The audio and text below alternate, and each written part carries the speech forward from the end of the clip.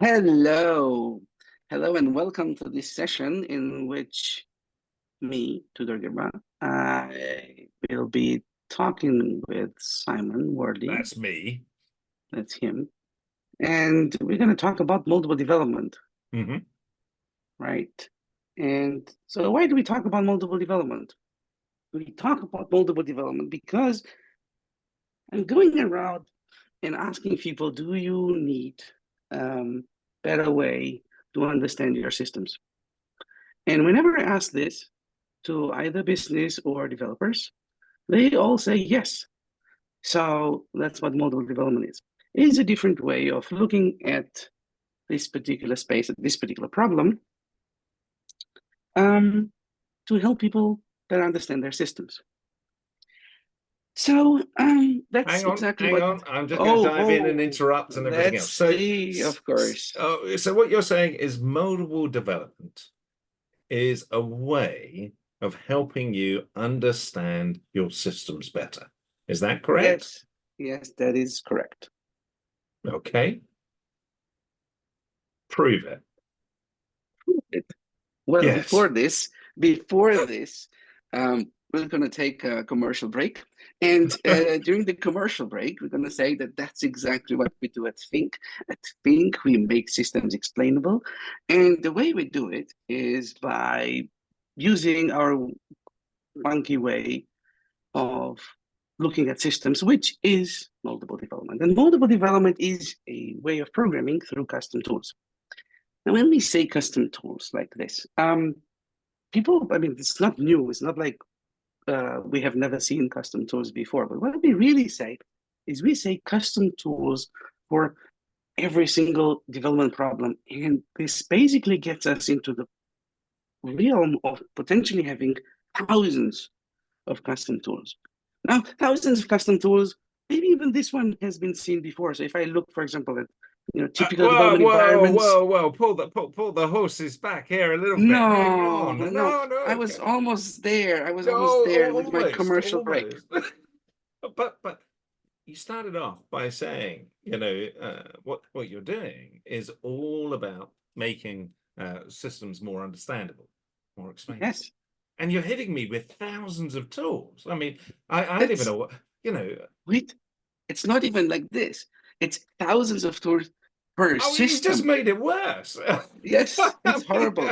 And it's how's that like going to help me? that's the cool thing. So, like, of course, this first of all, if we get to convince everybody that this is a good thing, it's going to be like an endless source of tool buildings, which is perfect for tool vendors. But um, a better way to look at this problem is we're going to make use of a Wardley map. I'm not sure if you're familiar with it. I've never heard of them, but all right, No, let's go. let me explain you what a Wordly map. So a Wordly map is a way of looking at a space and get a little bit of an orientation. And there's this chap, and he found this particular interesting dynamic that things seem to be moving across fairly predictable, let's say, stages. On the left-hand side, they evolve going from genesis, where you come up with an idea, and then you maybe build up a custom solution for that, and then it evolves into a product, and eventually it evolves into commodity here on the right side. And things go from visible, highly visible to, let's say, whoever needs something to maybe less visible towards the bottom. So that's basically the core idea. And then you start noting things on this map, and then you read the map. And the interesting thing about reading this map like this is that conclusions typically start to emerge without you actually knowing the conclusion up front.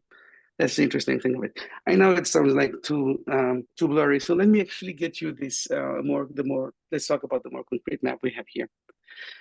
So we have an organization, and we have at least, let's say, the business side and the engineering side. There's multiple things in between, but let's just say that these are like kind of distinct entities. And they have some issue about the system. And this issue requires a decision.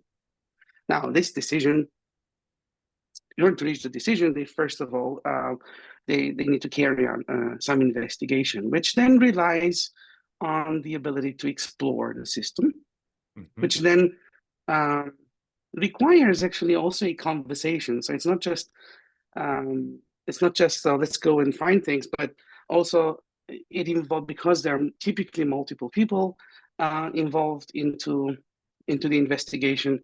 We need a conversation. But the other interesting thing to think about in conversation is not just the conversation between people, but between entities. So one hidden entity here on this map is the system.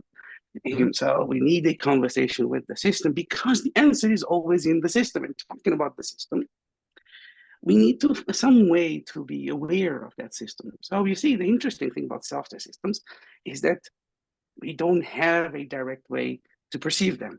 So the way in which we are aware about what's in the system is actually not a trivial thing.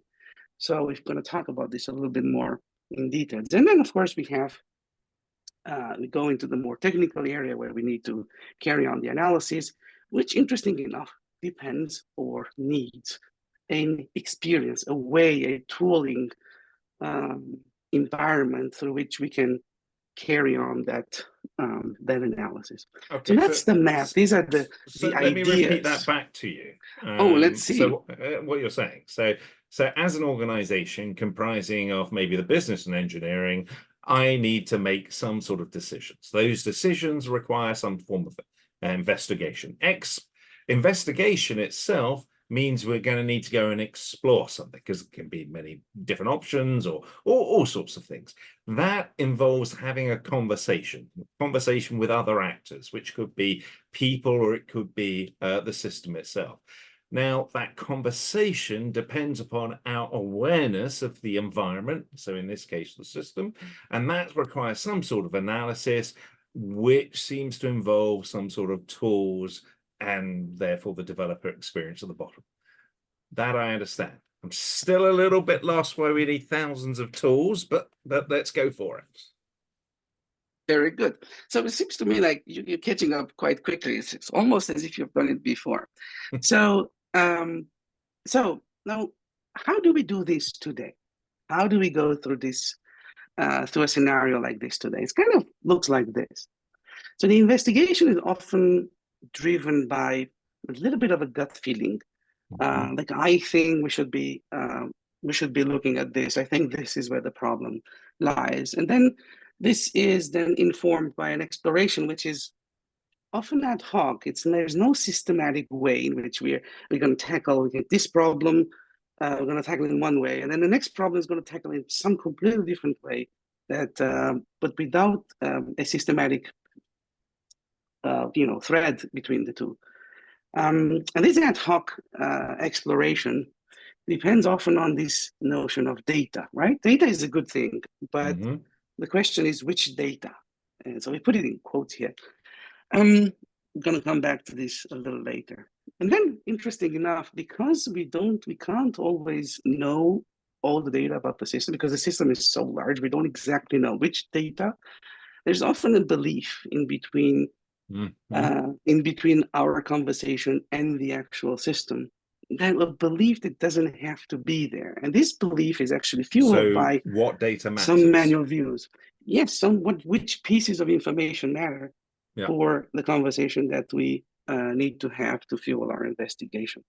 And this is then informed by these manual views. And by manual views, I mean the views that someone puts together to describe the current system. You see, there are at least two kinds of pictures that we can draw by hand. There's a picture that we can draw about the future. That documents a wish. But if I'm going to take a whiteboard and I'm going to draw something about the existing system, I'm actually going to document my belief about what the system is. I'm not really documenting the system. It's a quite important thing.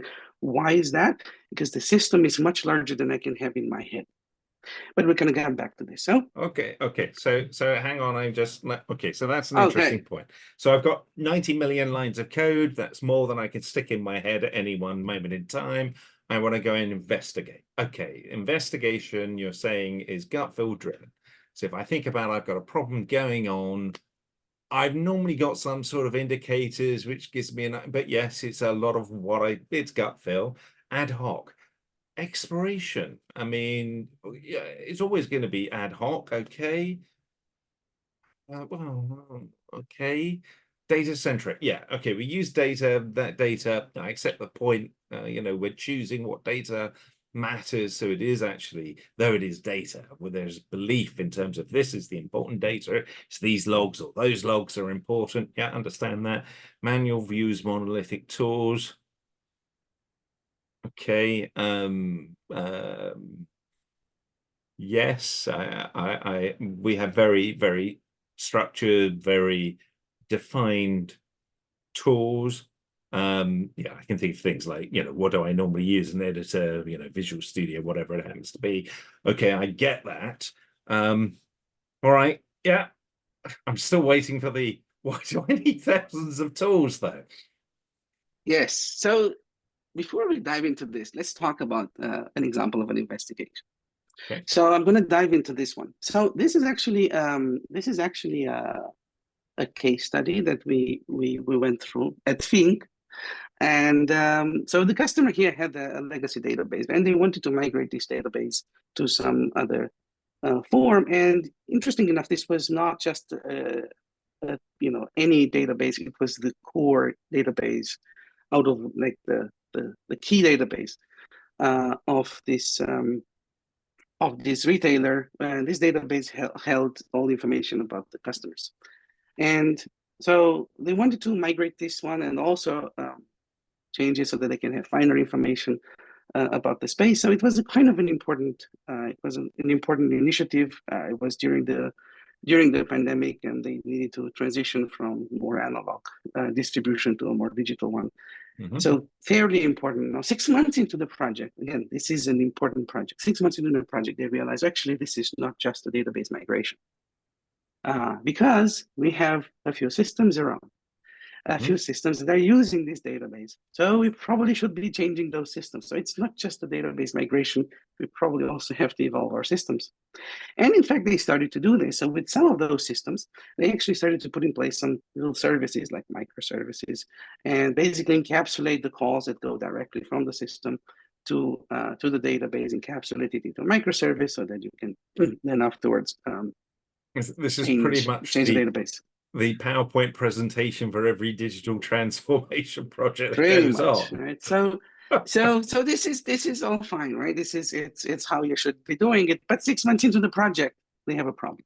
Yeah. And the problem is, where are the apps? We don't know which systems have to be changed. We know some because they were in our recent list of projects that we looked at, but we don't know where everything else is there. Because this is like a 20-year-old database. We don't know what's in our ecosystem. And then said, oh, for surely you have all the sources of your system, or your systems. I said, no, They don't. they didn't have the sources of all their system. In fact, they had sources for very few systems. Yeah. And they didn't even know where those systems were running. So that's where we were. So, okay, so that means you don't have the first level information about the space. Then you need to be migrating, right? And this is the most strategic, the most important strategic project you have.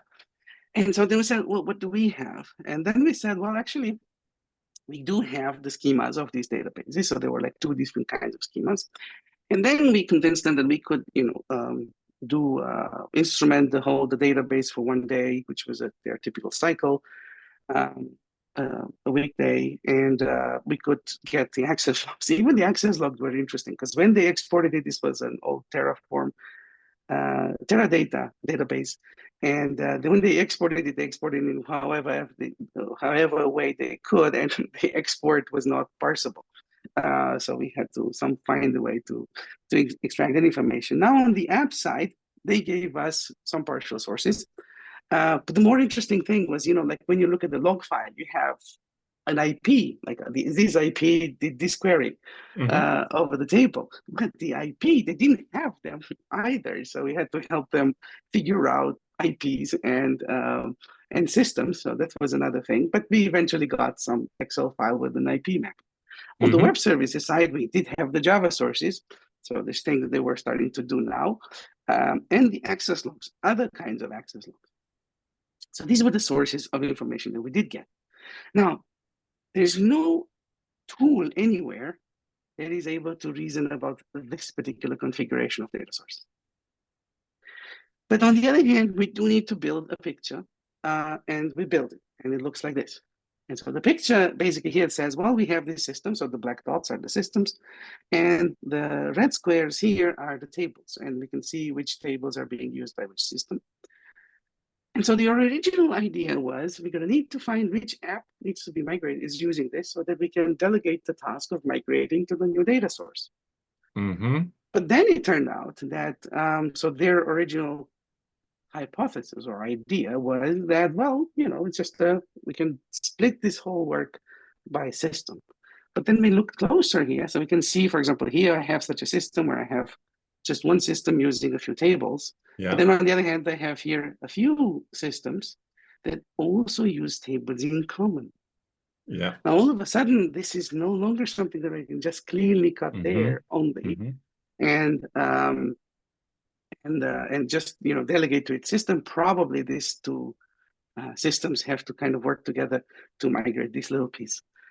So the coordination has to be completely different. Now, we would not be aware of this type of problem if we wouldn't be able to see the system. And that's the first problem that people have today.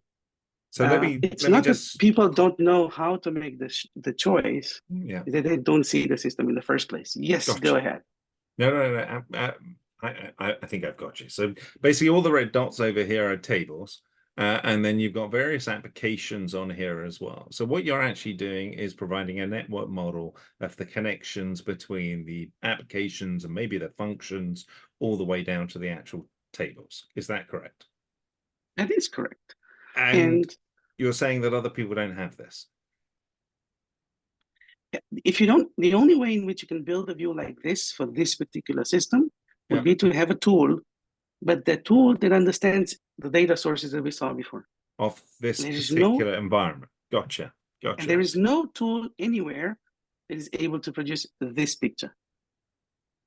Therefore, the only option we have is to build a tool after we know the problem. We can't build the tool before we know the problem. We're so used today with this idea that tools are going to be provided to us. Yeah. They're going to be built by some gods, and we will be bestowed by this, by the tools, and we're going to use the tools, and that's it. And here we're turning it upside down and say, well, what if we get to create our tools? And that's what the essence of moldable development is. Now, here, this is one picture. So how long does it take to build a tool like this? That's a good question. Let's come to this a little bit closer. This question is, this is just one picture, but in fact, in the exploration, so that fuels the investigation, we needed more views, more little tools. So here, for example, I clicked on one of these web services and I could see the endpoints. And if I click on the endpoint, I actually go all the way to the line of code in the Java sources. But these are, you can see here, I'm already just concatenating 3 different little tools, 3 different views that put together allow me to explore things. And in fact, for this particular project, we probably built up to somewhere around 100 of these little things. And each of these tools help us investigate a little tiny problem. Not all problems have to be large. Some problems are really, really tiny, but that's the point. The point is, if you can bring the costs, right? So now coming back to the cost problem. If we can bring the cost of creating a tool to be less than the cost of investigating manually once, then you have a new economic model. Right. So that's it, right? We want to go from here's a question to getting some answer, and we want to outcompete the manual investigation on the first time we use the tool. That's going to depend an awful lot on the speed at which you can create these small micro tools. Precisely, right? Yeah. This is exactly how we call them. We call them micro tools. Okay. So there's no one single tool. It's just an assembly of little micro tools that somehow come to me, or I get to choose which one to use to build to build To try and my understand to a build my problem reasoning. space. Okay. Exactly. Okay, I So understand. that's All the right. idea. This is now a broader, so this is a large problem, right? That's the idea. So we can see how this one is quite different from a gut feel. And the way it looks and the way we think it looks is more like this. It's a new space. So first of all, right, it starts with these tools that are no longer just monolithic. They go to something we call composable micro tools. And then instead of using views that we hand draw, we get the system to draw these tools through these views through the tools. Yeah. So we generate these views. And this then opens a whole new space on top. Right? So we can have a whole new emergent practices that are enabled if we can generate these views or make these views pretty much become a commodity. So instead of gut feel, we have hypothesis driven. So we always start with the hypothesis, and then we think, what's the most interesting experiment that will put these hypotheses to test? So it's kind of like doing this, applying the scientific method, but for every single development problem. And then we enable it instead of having this. Hang on, that's really interesting, because when you say hypothesis driven, you are invoking the scientific method. And of course, in the world of science, we don't have one monolithic tool. We build tools for every single experiment. But yes, all right, I'm with you here. And so, but it's interesting, right? While the tools are not going to be repeated, there is structure. There is structure in how you approach every single problem. So instead of having this ad hoc way of exploration, we actually found a repeatable method by which we actually pretty much decompose all problems we encountered during development. And this would be, large problems like we've seen before, like strategic level problems that even the board is aware of, all the way to the tiniest problem that maybe even the developer looks at for like 15 minutes. They all can be decomposed in the same way. There's just a lot of magic there.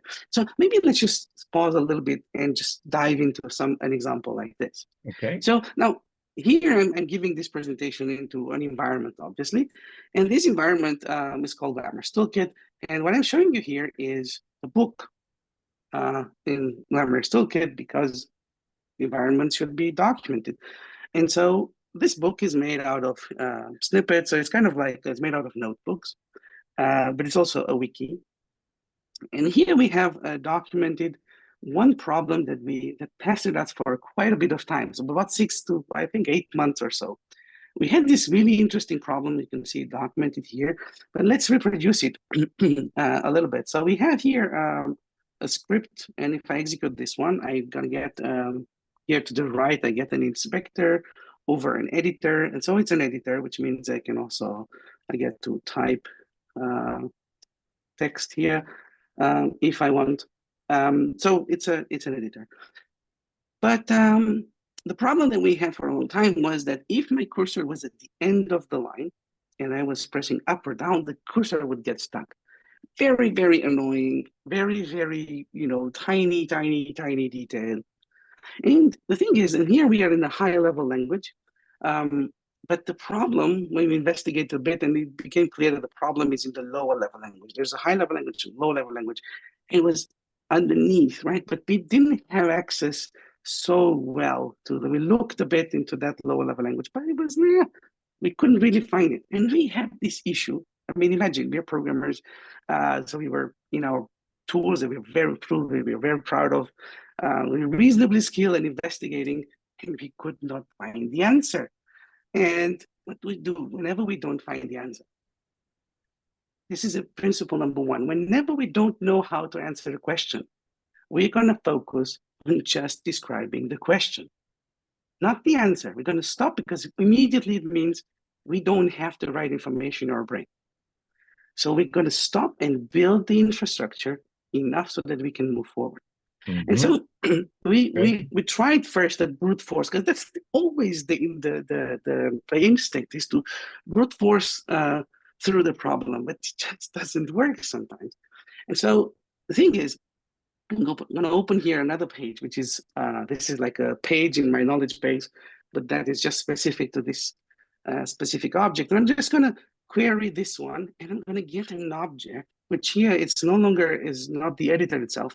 The problem was somewhere lower level, as I said. So this one is a wrapper, a very thin wrapper object over the underlying object. And so up to here, the problem wasn't here. We couldn't find anything.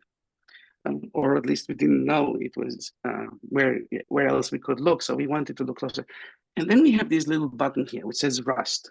So when I look and I click on this button, what happens is now I'm just crossed the boundaries. I'm now, I was in my high level language, and now I just jumped into the lowest level language, right? So the Rust in this case, and we're inspecting this paragraph with text object. Now this gives me some other view here with line ranges. And when we looked at this one before, we couldn't, it took 30 seconds to find where the problem was. As soon as we saw this view, it took 30 seconds. Why? Well, because we looked at the first line. So you see, it starts from 0 to 38. That means on the first line, there's from 0 character to 30th character. Mm-hmm. The second line was from the 38th character to 70th character. Mm-hmm. And we immediately saw the problem. So when we saw before, when we looked at these problems one at a time, we thought, well, it starts at 0 and it ends at 38, including 38. Mm-hmm. But when we saw the list, all these intervals in the list, one below each other, then it became immediately obvious that 38 could not be in both the first line and the second line. So one had to be an open interval here. So it turned out that on the first line, the end of the line was an open interval. As soon as we saw this, the fix was very, very obvious, and it was documented. But before we could see the problem, there was no way to find the answer, because it was just gut feel. It was just, oh, I believe the problem comes from there. And this is a typical, that's what we noticed over and over. I'm gonna pull you back here a little bit, because Yes. I want you to think like you're talking to my granddad who knows nothing about computers. Not my grandma. She's a very skilled engineer. I mean, she knows a lot about computers, more than I do. But so I want to pull back a long, long way, because you started off with, you're doing this presentation. You're did this presentation in Glamorous Toolkit, then you dived into Glamorous Toolkit. So I understand there's a knowledge base here. You've got, if you go back several pages. So here, in Notepad, you've got text, but you've also got code as well, and you're running code within this environment. So this then is creating this object on the right-hand side. And, is this what you're calling a tool? Yeah, the tool would be, this is a tool, and this is a tool, and this is a tool, and even the little code snippet, as you call it. This would be a tool as well. Okay, and then you're diving in further into yeah, and this is where it becomes interesting, because having a tool for one language is, maybe expected, but having a tool that seamlessly crosses a language barrier is maybe less so, right? But until we could do that, we couldn't solve the problem. Okay. So, but the other thing that is interesting here is, like maybe if you think about the picture that you saw before, the one with the star, the beautiful, like the colors were nice. We could say that's like a beautiful picture, right? We could just aesthetically say, oh, I like this. But if I look at this presentation, like here, just have a list of things with some dots in between and just some numbers. There's nothing really interesting in this view, except if you have the problem. If you had that problem for a while and you didn't know how to solve it, this view is the most interesting view you could have. Mm-hmm. And so the interestingness of tools is not by how fancy they look, but how well they're suited to the problem. Yeah. And that's where there is, it's hard to convey this, but you may have a fantastic looking drill, but it's no use if you want to bang a nail into a wall. But there we are. Precisely, it's like Yeah. this. But there's also like there's an under appreciated sense of joy. Yeah. This view can produce so much joy when the problem fits into your head and you know exactly what the solution is Yeah. just by looking at it. People talk about improving productivity, and I just think that we when you talk with people, I talk with people a lot. So I ask them, right, as I said, do you like to have better ways to understand systems? They say yes, but then sometimes I ask them, do you love working with legacy systems?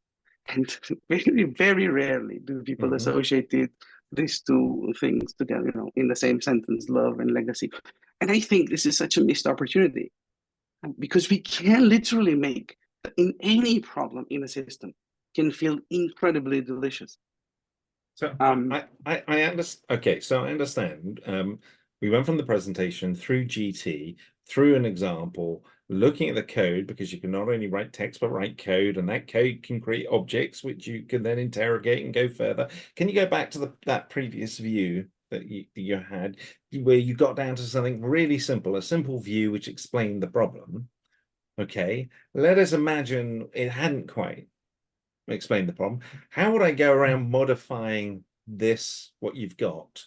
Can you just show me how I can change it? Yeah, can I change it here? Do I have to go somewhere else, or how do you This one, change?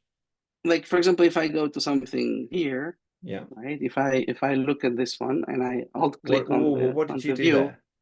I just alt clicked here, and now instead of seeing the object that was at the same level, now I'm looking at an object that describes this problem. Yeah. Right? So this is the view that this is the code that describes this view. So if I go here and say 2, for example, then this one changes. So we can get to create these views pretty much live while we work.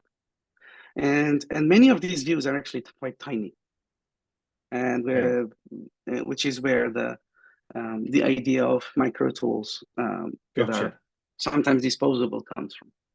Gotcha. So, Tools, but if disposable we tools. but if we zoom out a bit, right? What did Yeah. we see so far? We saw a problem that was very large and a problem that was really, really tiny, very low level, tiny, tiny, tiny. In both of these situations, how did we enable the conversation? Well, we enabled it through exactly the same environment and just a bunch of some objects and some views and maybe some scripts concatenated together. That's it. And the beauty of this is that you have the same tools, same techniques applied at different levels of abstraction, at different granularity levels, and often, typically, even in different domains or technologies. And that's the beauty of this thing that we call moldable development as a whole. Okay, so on this point, because you've also said it's model centric here as well, can you go Yes. back to your previous example where you were doing the Rust one? Okay. You drag something from the bottom to yes, there we are. Self-children first paragraph layout with. All right, can you show me how the model fits into here? What's the model? Well, the model is first of all that I can have here.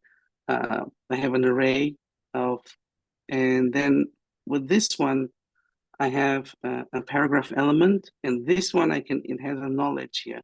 So if I'm here and I say build this paragraph, you're gonna build the paragraph, and if I say to what extent, then I'm gonna do this. So I basically have a kind of a low level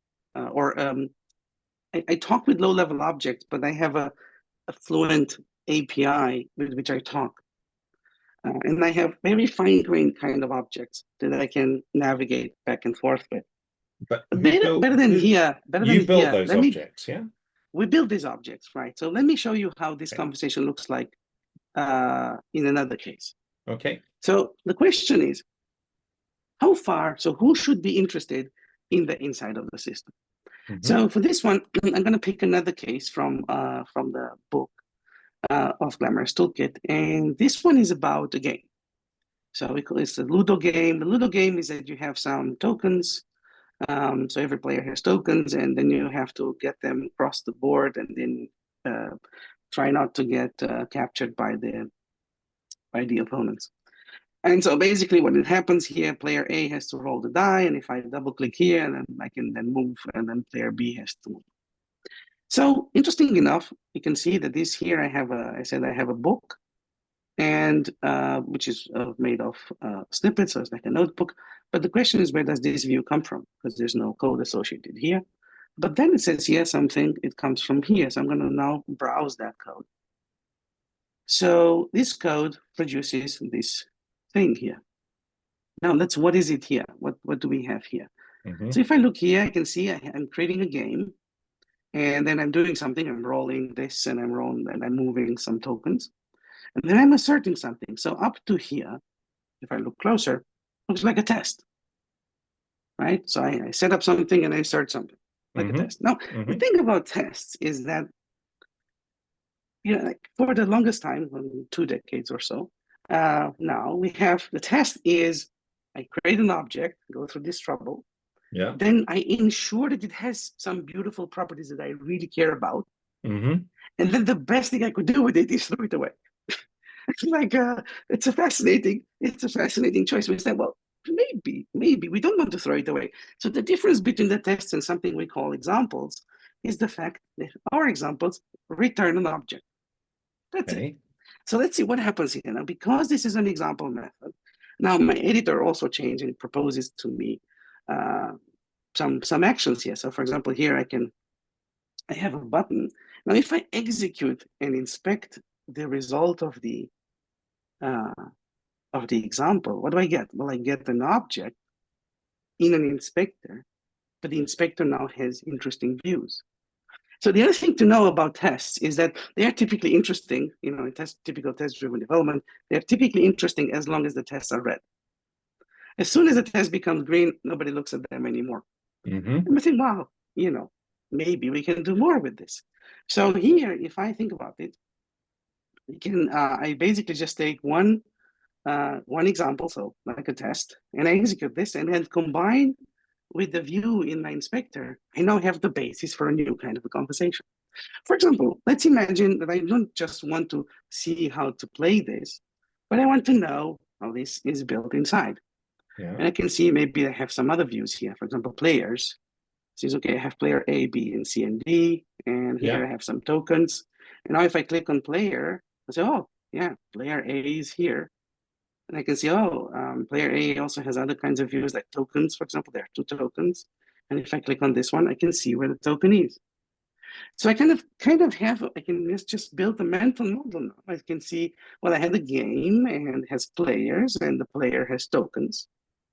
So I can kind of infer what this is, but I have not read a single line of code, which is kind of magic because we can now have conversations about various aspects of our system without relying someone to necessarily know how to read the code.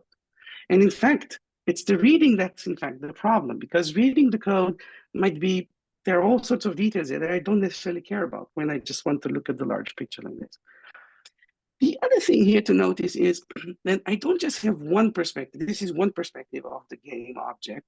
This is another perspective of the game object. But there are other kinds of perspectives too. So moves. Oh, looks like I have here the history of moves, right? So now if I click on the move, I'm gonna see what happened in my game. So I can see that before this situation, they were actually D managed to get all the way this so far, and then it was captured by A in a rather complicated move.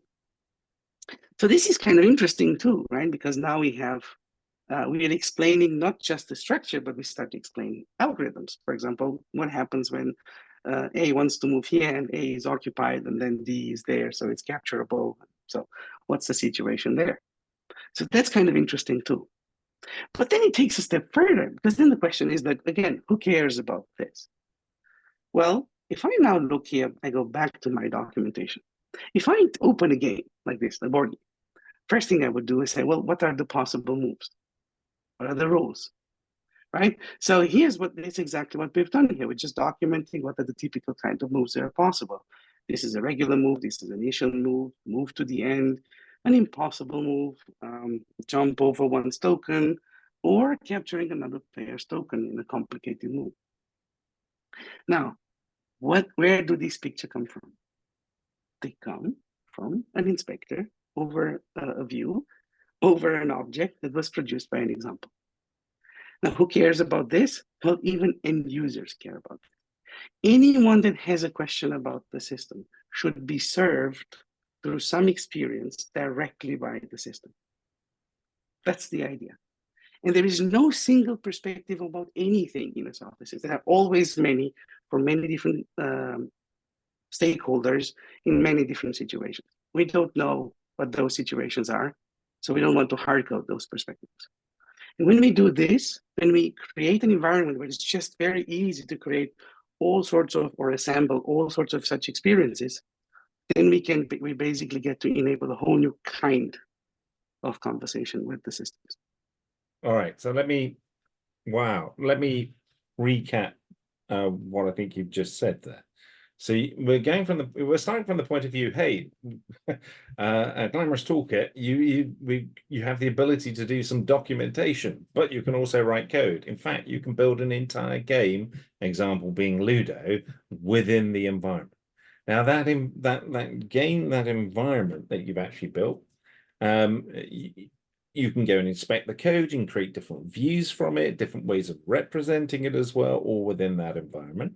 You can also do test-driven development, but you don't call it test, you call it example-driven development, because you're returning the object which is used in the test as part of the example, which then enables you to start building layers of examples on top of examples, which you can also create graphical representations for, which you've used to create the rules of the game, which you've then included in the documentation because the entire system was built on that in the first place. Rough summary. Okay, how long did it take you to do all of that, though? So the documentation right here, first of all, is just a side effect. It doesn't, like, there's no cost associated with it. So we've built views. How do you mean there's no cost associated with it? It's literally just this thing over here. That's it. That's the cost of creating this documentation. Okay, but the views, we created the views as a means to debug. These are engineering views. We wanted these views because we wanted to understand how to build the system, how to build this little game in this particular case. And we wanted to be able to debug those, right? So identify the different edge cases, because you don't have just a few, like it looks like simple rules. So you're using the views to help build your model of understanding of the system that you're looking at, and as a side effect, you get the documentation out. You also just happen to be building it in an environment which is fundamentally, it's a knowledge base as well. It so happens that it's the case. Now, the same idea is applicable to, it doesn't have to be implemented in this language. It can also be implemented in other languages. Well, you've already shown me Rust, so yeah, I'm guessing. But the key is not, it's just not like large, these are not large concepts that take a long time to think. These are very few concepts that are reused many, many times in all sorts of interesting combinations that allow you to just express, to have a very large, let's say, level of expressivity, basically. And so one thing, for example, here is that this documentation is completely tested. It doesn't go stale, right? So one problem people have with documentation is that documentation is hard to keep in sync with the system. And here we talk about anything going from, you know, technical things like architecture diagrams, systems to diagram, system diagrams, to all the way to in this case we're talking about business, so we're into the area of domain-driven design. Again, like there people talk about the design and then they capture it on a whiteboard. And it's great when you don't have the system, but as soon as you have the system, you want the whiteboard to be drawn by the system. Yeah, which is what you're actually doing here with this Ludo, is the model of the system itself is drawing the rules for you, because it happens to be a view that you've created, which you've used in an example. So you're just adding these examples And if the underlying system changed, then this would change as well. Gotcha. So we talked here now about first is, how an investigation could look like, that can be Yeah. structured, how the exploration could look like, that when it is not mitigated, but it's intermediated by these tools, highly dedicated tools. And then also how the conversation then changes. And this is it's not just the conversation that we have with the system. So when we build the views, for example, in this case, for debugging purposes, we wanted to see in the system, but it also changes how we have a conversation among each other. So instead of me trusting your picture, I'm going to always get the picture directly from the system. So all conversations about the system happen through the system.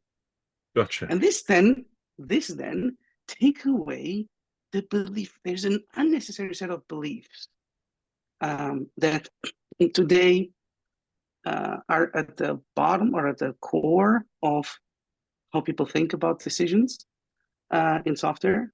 Belief And in this what is the data belief, matters, etc., etc. Yeah. yes, and this is the belief. This is the belief about what the system actually is. And this is an absolutely unnecessary. We will never be able to get all beliefs out of the conversation because that's why we are human. But there is a set of beliefs which is about what the current system is. All right. So I It believe is this is absolutely what my unnecessary. system looks like because I've got a systems diagram. But that Exactly. systems diagram may not reflect what the system actually looks like. And it's if the system is not inspectable, I'm relying on a piece of paper, which may fundamentally Precisely. be wrong. Right. Gotcha. Yes. And then all of the construct that you have on top, right? It's on some world. Those actions make sense if that if the picture, if your awareness of the system is accurate. But if your awareness is not accurate, then everything built on top of it might not make sense in reality. And that's why you have these initiatives that go for a long amount of time, and then at the end they have no result in reality because energy has been spent, but not in a way that affects reality. And it's kind of interesting. So, like, as an anecdote, there, very very long time ago, when I started on this idea that there is a different way to approach decision making, software engineering, I went into a company and then they had a core product company of about 8 people or 10 people at the time, and we put them all in the room, and I said, okay, let's they had a system based on services, not microservices, but services, course grain. And so, okay, let's put write down on a piece of paper all the services that you remember, write all the names. And then we did the union of everything they wrote down.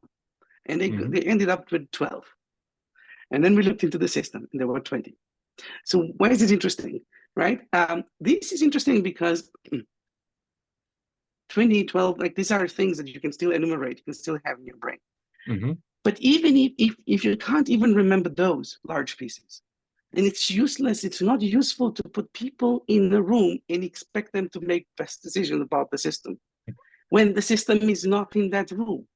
So all that energy that we put around, stickers, moving stickers on whiteboard as a means to facilitate decision making about systems. So it's just the reason why I'm smiling is I wrote something with friends of mine, Liam Maxwell and others, called the Better for Less paper, which was for Francis Moore for the UK government. And it supported the formation of things like spend control and also something called government digital services. And I do remember when doing the underlying research for the paper is that the best figure we could get for IT spending in government was somewhere between 15 and 21 billion a year. We couldn't even get it down to the nearest billion. And one of the things I loved so much about government digital services in the early days was they started off by asking very simple questions like we want to understand the users and the user needs and what components are involved, but let's start with something really super simple. What are the core transactions? What are the transactions we have with the public?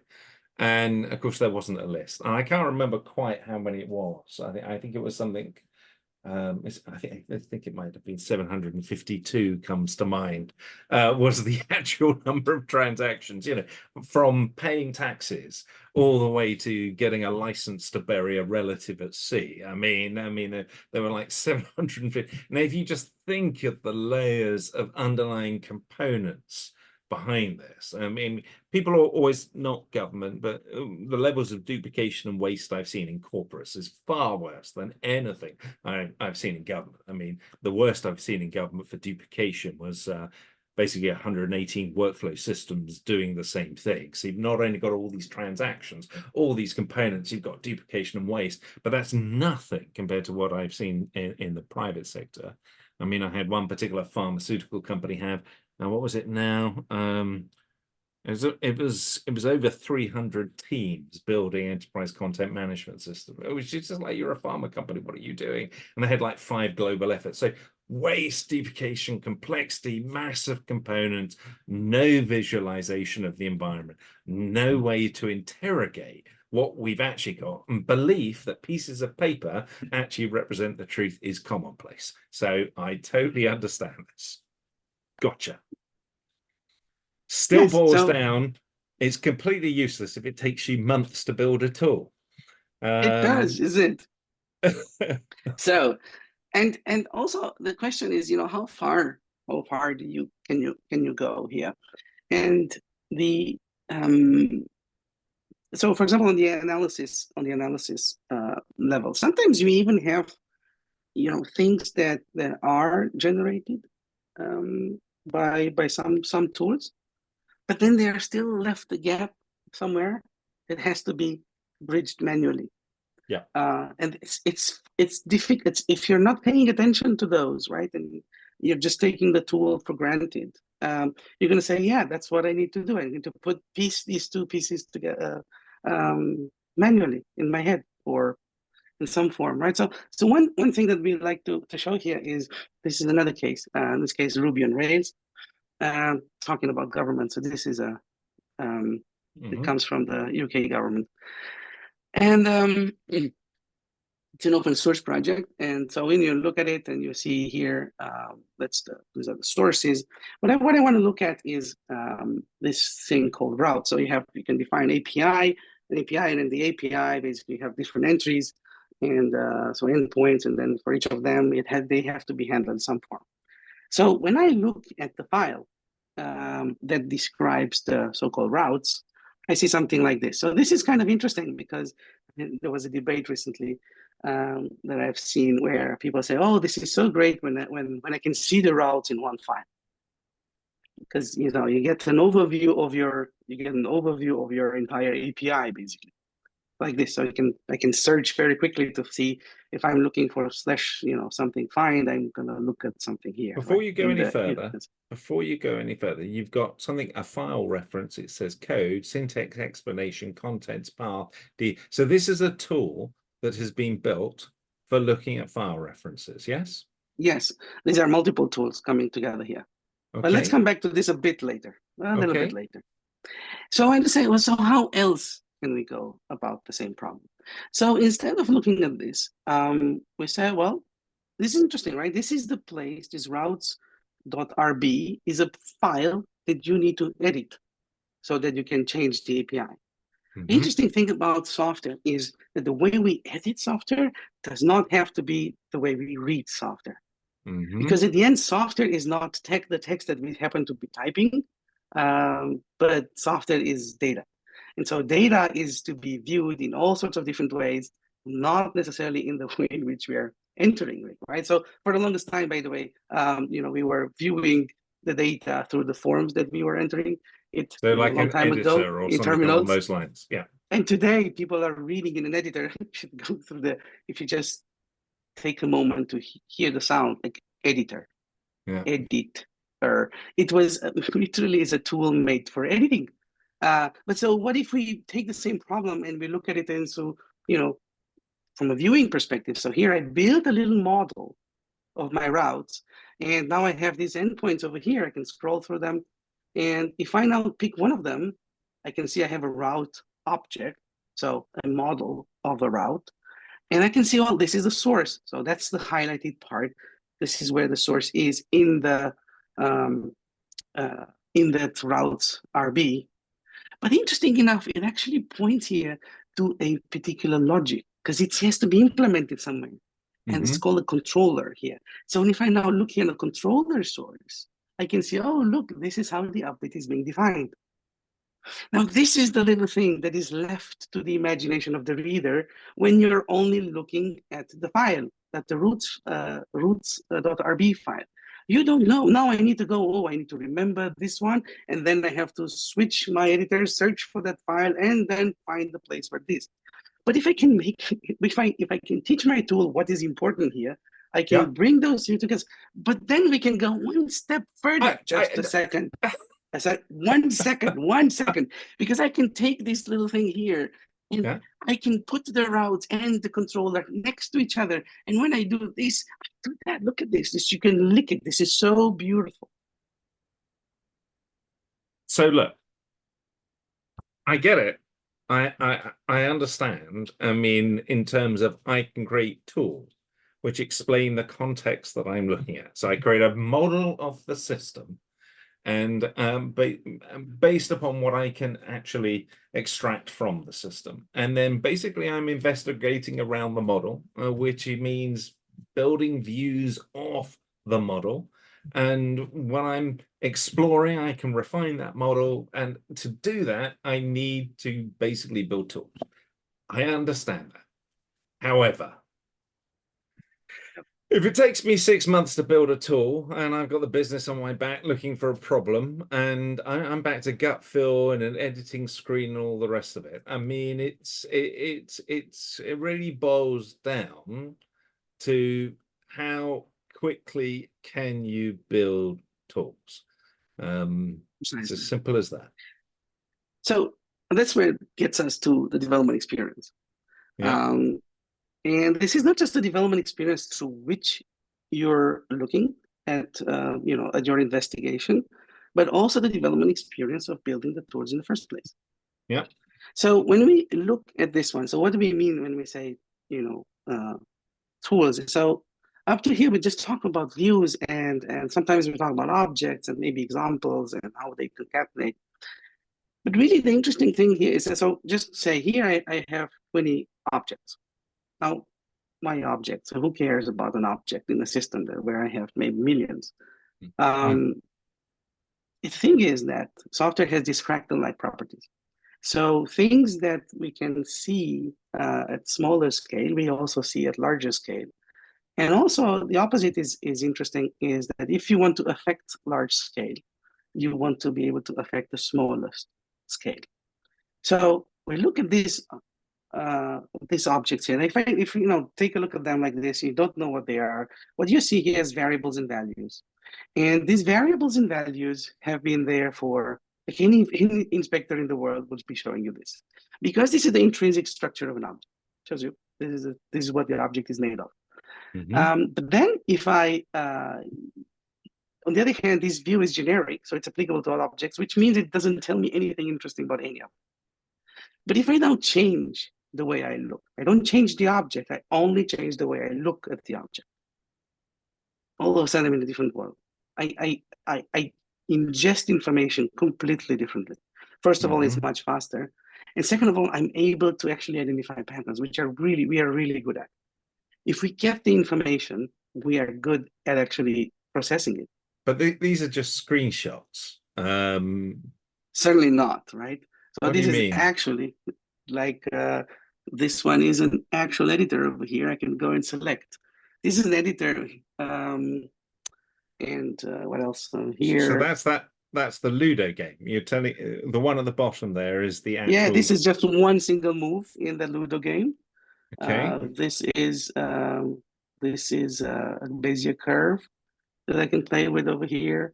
So this is an actual folder that doesn't exist. So so all of if you go back to your previous screen, I'm saying screen, like all of these you're saying are different objects. Are those the corresponding views in the same way that you had with your tool set with views at the top? That's precisely it. So we want, the first thing we see here is, first of all, there's no single way of Prove looking it at it. to me.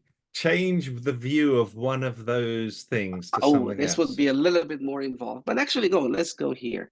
So I Okay. already have here one of these situations.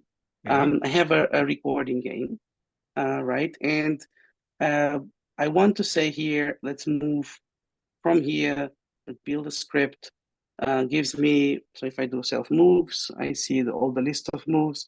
And if it gives give me the last move, and I'll query it not by clicking on something, but I programmatically went from here to here.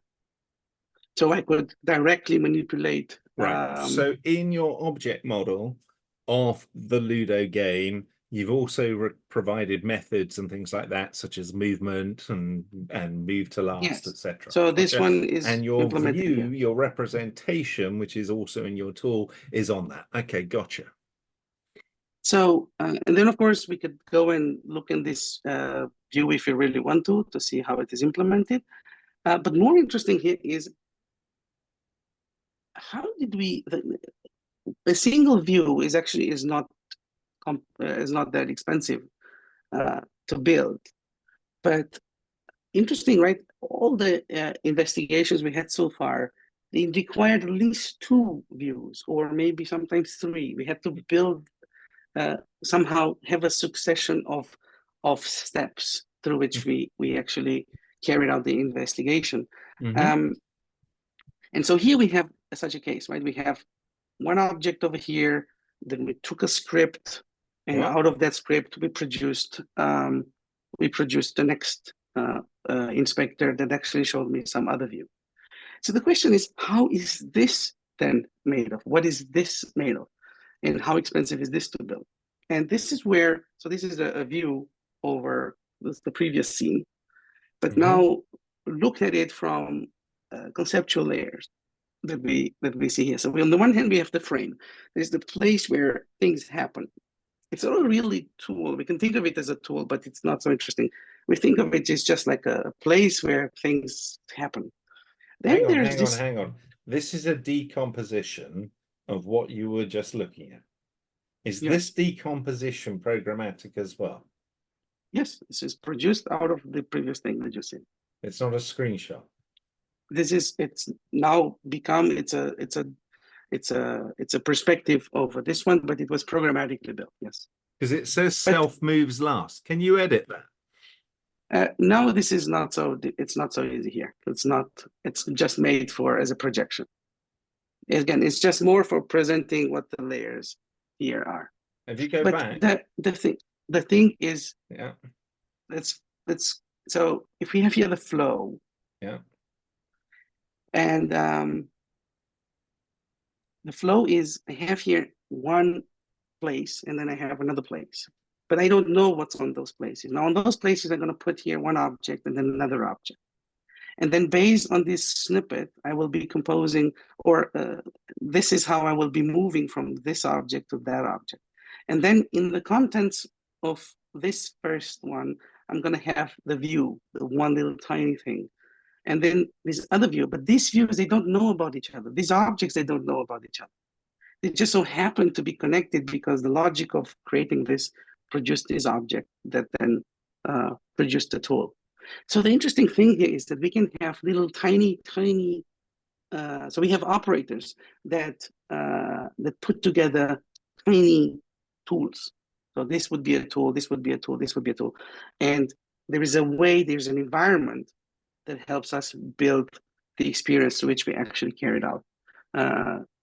So if you go back to your views, where you have multiple different views for those objects, the underlying code, you can edit these. Well, some of them I can see are editable views themselves. But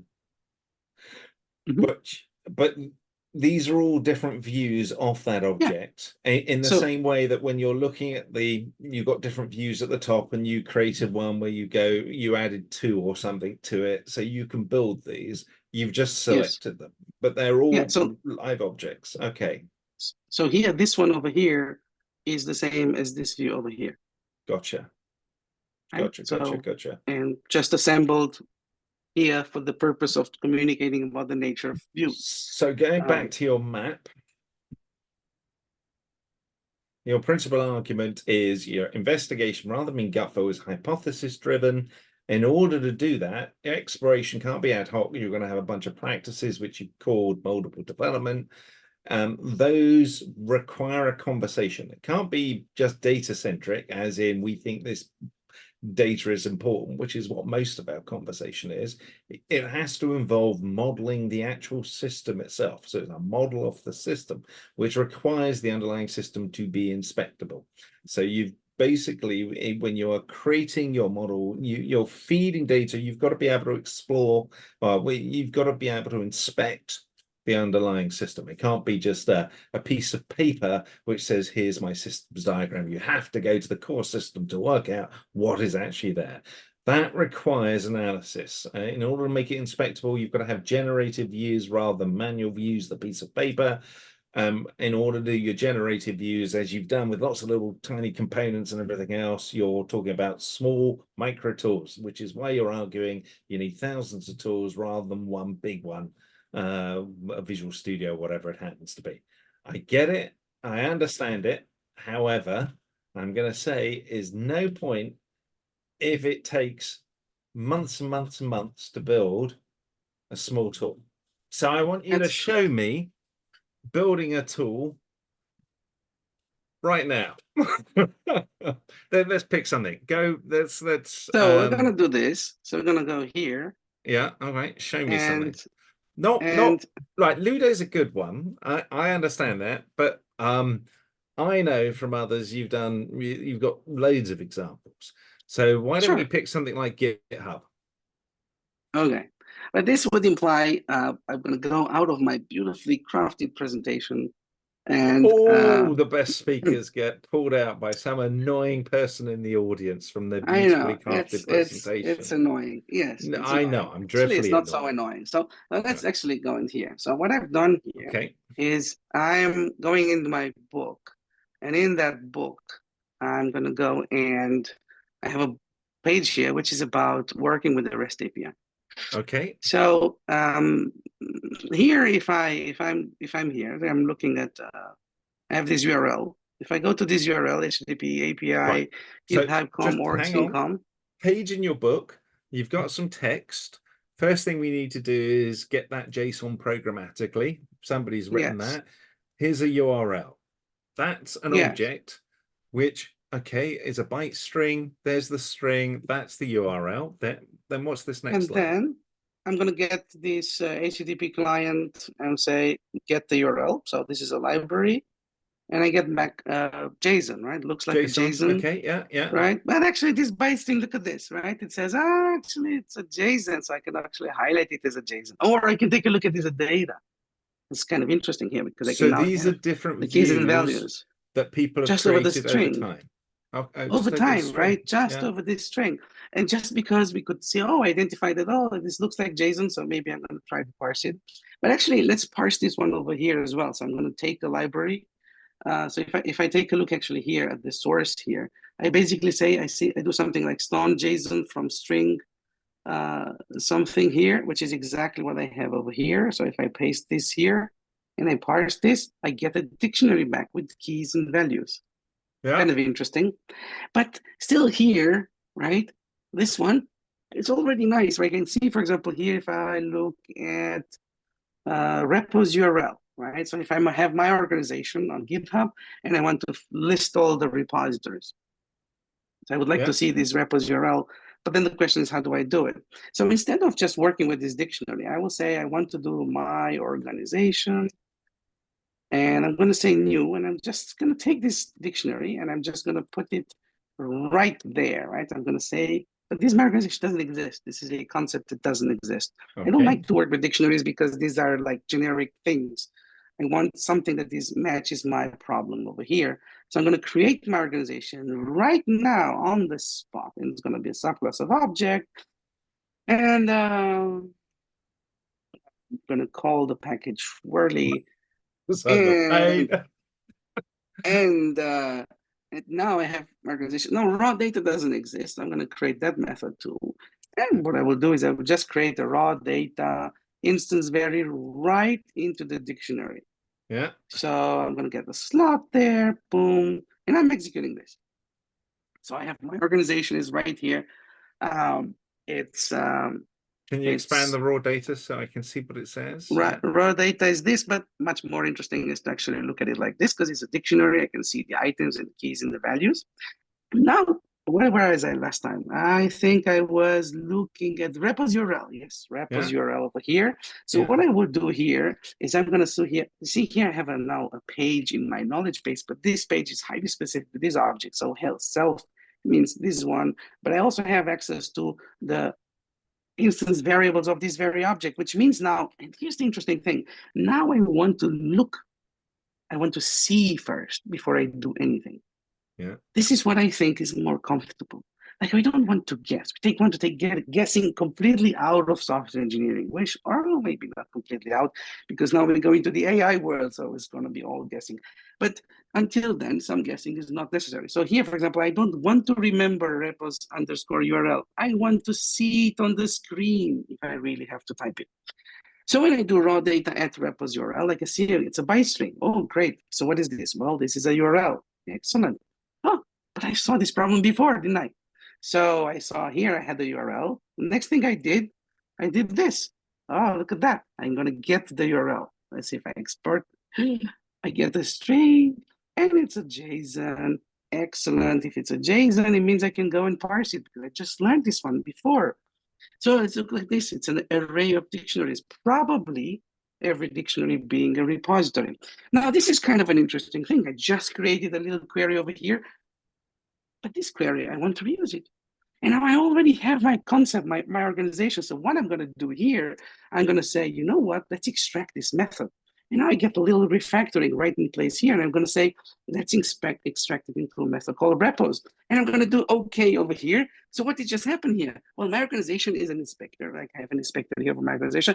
But this is not just over the object. It actually gives me an editor of the class of the object as well. So I have my repos here, the raw data. I didn't create this one explicitly. I just promoted it by just playing with the tiniest thing that I could do here when I could get feedback immediately, and I could go and do this. So now it means that when I'm here and I'm doing repos, and if I execute it again, I get the same data structure. But then it's not enough because now I still have two panes here.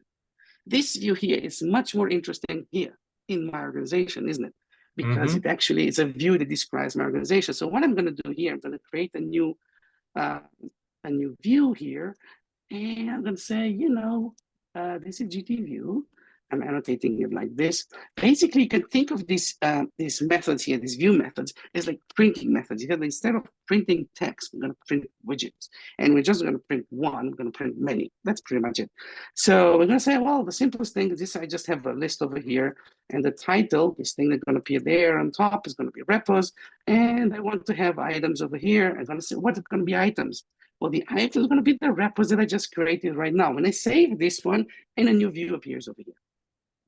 All right, and that's it. So now I've just went from refining. I took a data structure that was generic and I reified in my You've model. just gone from taking a link to a GitHub repo to creating a class for that, to creating new,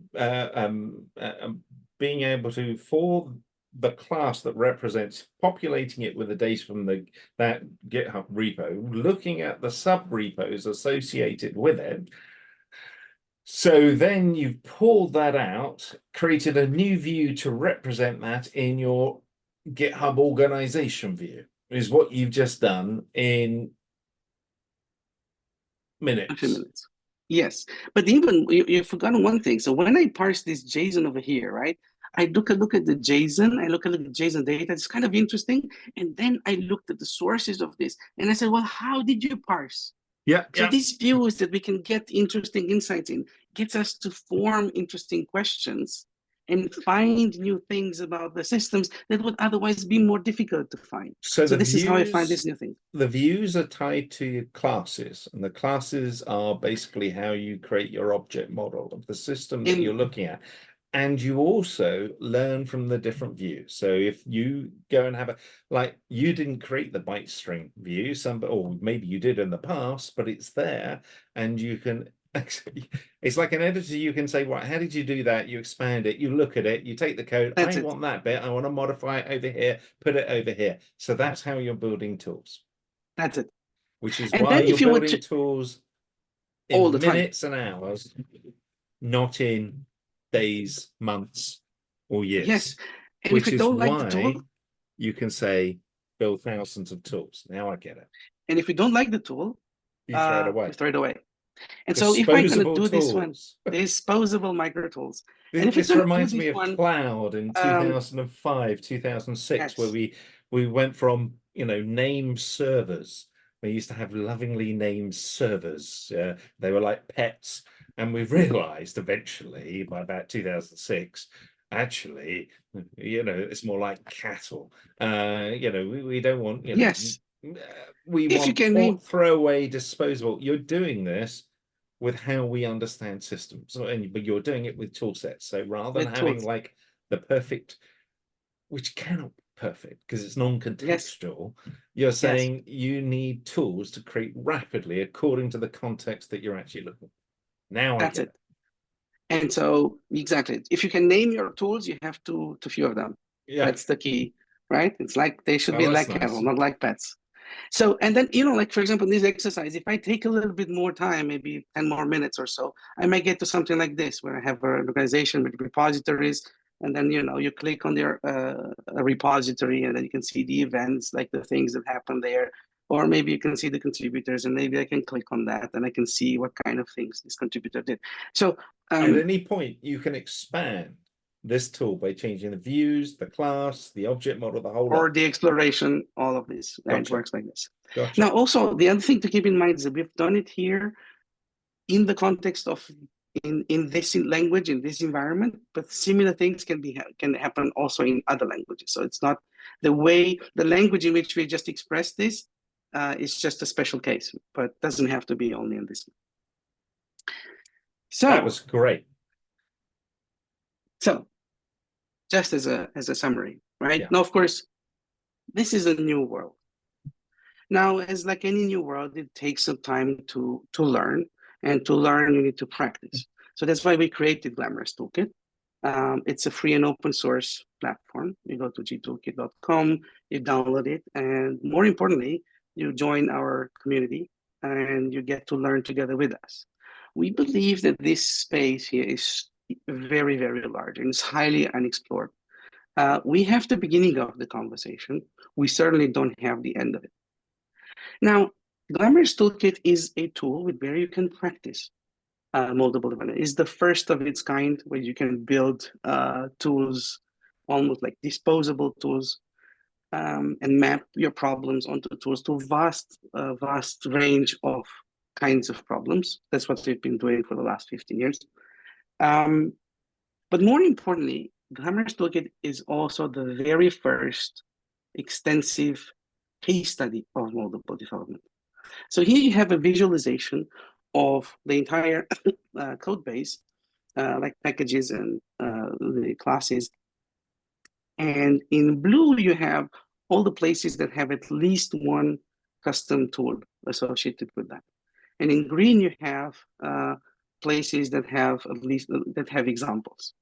So essentially, just this concept of examples and views are everywhere. They are not a niche kind of they are not niche, they're not just applicable on niche situations. They are they're pervasively needed. And this was an important thing because for us to propose a novel idea, a novel approach, but that's easy. We're a consulting company, so should be in our DNA to just come up and propose new things. But we wanted to do our homework. And this is our homework. And when you open Glamorous Toolkit, it doesn't just come up with, oh, here's what you can do to solve your problems, but it actually is a case study that shows how, because we built Glamorous Toolkit following moldable development. And it has literally thousands of tools out of the box. And the other thing about it is that because it unifies this world of knowledge management and data science and programming, it has the book in it that guides you through all this journey. So that would be like a practical thing where we want people to start from. But the more important part is the practice. A tool is a tool, and it's interesting and it's important because it facilitates maybe a new way of thinking, but at the end of the day, it's the practice that is the more important. So I just want to finish with a couple of words as well. Can you go back to your map? Would you mind, Tudor? First of all, this whole video is not scripted. I haven't actually seen Tudor's presentation in full. Okay, I took on the role of what I was like when I started playing with Glamorous Toolkit many months ago. So I warned Tudor I was going to ask questions, etc. Even the questions I knew the answers to, I was going to push him on points, but it was all unscripted. The thing about this, I love this map that you created, Tudor. The whole sort of thinking about how we go about making decisions, investigation, exploration, conversation, awareness of the system. And it very much is gut feel driven, ad hoc, data centric. And that data, the data itself is, you know, it's quantitative, but it's based upon beliefs, either things we think matter, because there is no model generally of the system itself other than the system. And so very much manual views and monolithic tools. I like this transition. It took me quite a bit of time to get my head around the idea that actually you could have tools which were specific to the content. We do it in the physical world. We don't try and build everything with a hammer. We'll saw a piece of wood with a hammer. We'll fit a window with a hammer. We'll bang some nails in with a hammer. We'll drill a tiny hole with a hammer. No, we have much more contextual tools. But even though we live in an environment of symbolic instructions, i.e. code, and the tools are built with symbolic instructions, i.e. code, we've somehow ended up with these tools which are almost identical. Search, edit, navigation, they're not contextual, the views don't change. And so this idea of building a model of the system itself and having views that change with the classes of that model. And so you're in fact building huge numbers of small tools to solve very contextual problems is fascinating. I will say, in my experience, some of the practices you've developed, like EDD, for example. So rather than test-driven development, I mean, it's example-driven development. I mean, they are actually quite unique and very useful for when I'm discovering things. Because I will sometimes, you know, I want to change something in the system. I can often just do a search and I find other examples that other people have written. And I can test those examples because they return the object itself with its views. And I'll often find a view and go, oh, that's the view I want, but I want it in this class over here. And so I can just literally alt click it, see the code, see how it's written, take it, put it in my class over here, bang, I'm away. I just, the speed, I'm nowhere near as fast because I'm not an engineer. I come from the business side. I'm nowhere near as fast, but it's as you are. I mean, we're many orders of magnitude, but it has made my engineering experience much more enjoyable.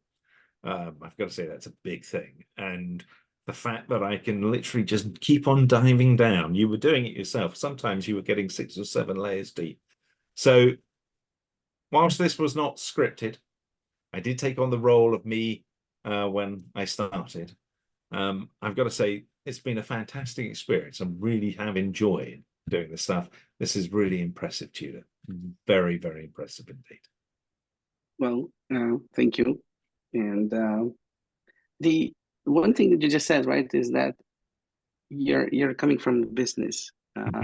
So you have some engineering background, but maybe not, let's say, not feel as fluent as an engineer would feel with just plain code. And the interesting thing here is that we want the inside of software systems should not be approachable by just a few people because they're too important. In fact, we wanted to say, so it's called here development experience, but here at the top we have business. And this is not just by, not by mistake. It's just because if we want to work together to modify our systems or to evolve our systems to meet demands, we have to make the inside of the system explainable. We have to make it accessible to everyone. And whoever has a question about the system should be readily able to provide an answer. And Wow. that's it. Totally agree. And I mean, at this point, because with a whole bunch of stuff going on with using ChatGPT within Glamorous Toolkit and also creating Wardley Maps out of it, which I'm having great fun with, and but we leave that to another day. We do. Thank you. Thank you.